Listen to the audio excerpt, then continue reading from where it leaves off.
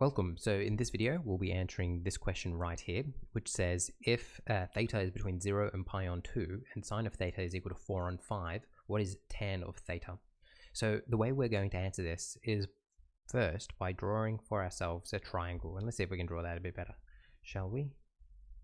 Now, if I know that sine of theta is equal to 4 on 5, I know that sine of theta is equal to 4 on 5. And remember, sine is simply my opposite over hypotenuse. So I could come here and I could say this is going to be theta, this is my opposite because it's opposite the angle, and this is my hypotenuse. Now I just need to figure out what this missing side is here, which we will call x. I need to find this side here. With Pythagoras, we know that it's simply going to be x squared plus 4 squared is equal to 5 squared. Now we're just going to do some rearranging to figure out what x is going to be. It's going to be x squared is equal to 5 squared minus 4 squared. X squared is going to be equal to 25 minus 16. X squared is going to be equal to 9. X is going to be equal to plus or minus 3. We now need to figure out whether or not it's going to be plus or minus, and the way that we determine that is by looking up here to which quadrant we're in. So if we were to just draw this for a second,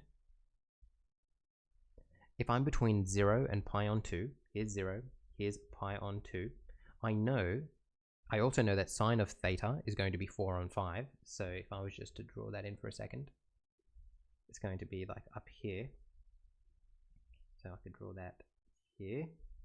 It's quite clear that I exist within the first quadrant, so I definitely know that sine, cos, and tan are all going to be positive. And you can see the triangle, let me just draw it like this, you can see the triangle that we're kind of seeing there. So this x value right here is obviously going to be positive.